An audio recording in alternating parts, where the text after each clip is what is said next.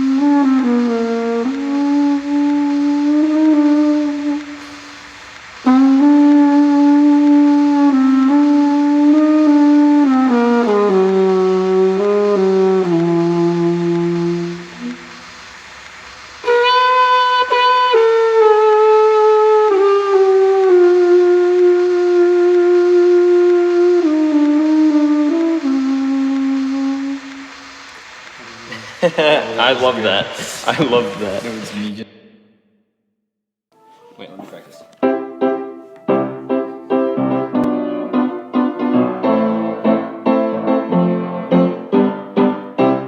Okay, ready?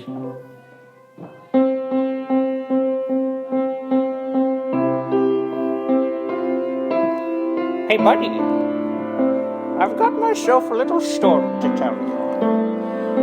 Last night, in your bedroom, while you were asleep, on the nightstand, your mother and I, we had passionate intercourse. Hello, son. I'm your new dad.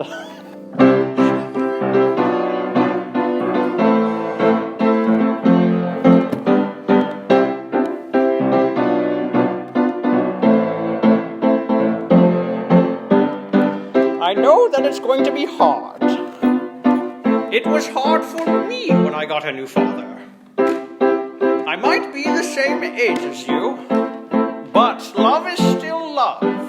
I love your mother, and I'll do anything for you, her. So I will learn to love you as well, while having intercourse with your mom on your nightstand, so I can learn to understand her ways, so I can understand you. Life may be hard. You're coming to an age where your father is the same age as you. It'll be confusing. But I know you're the strong young man, because you're the ripe age of 16. Yep, I'm a minor. Your mom legally married me.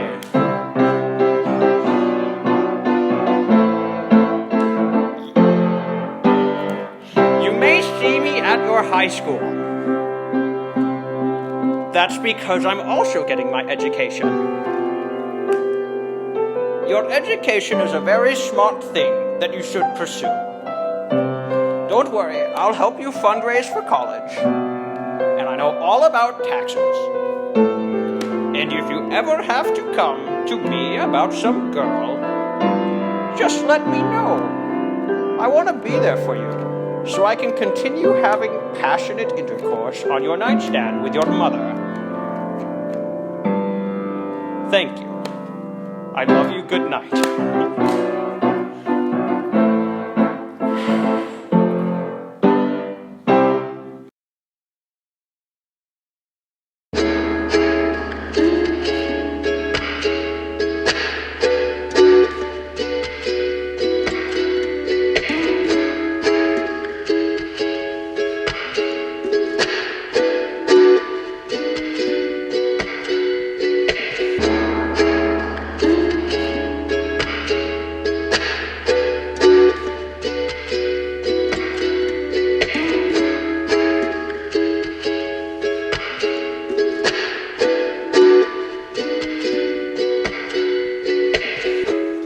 It's one of those times, part of those times anyway, those times people like to talk about. I don't like to talk, but I couldn't help it.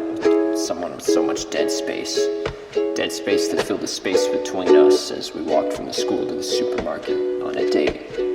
People beeped and peeped and I wasn't enjoying myself. I didn't understand why. Perhaps I deny my own why and I'm surprised when things go awry. I didn't mean to rhyme and neither did my grandfather. To die anyway, not in these times. He's on his way. Tomorrow we're going to visit him. I told her and she didn't have much of a reaction, but the other day I knew, because she knew something was wrong. When I hugged her in the parking lot, she held me longer, put her head against mine, and all I could think was the color red as her intoxicating scent made me feel all the things at once, but she knew something was wrong. And later I called and I didn't know how to say any of it. A less hopeful me would have told her I wished we were over, but rather she could see right through me.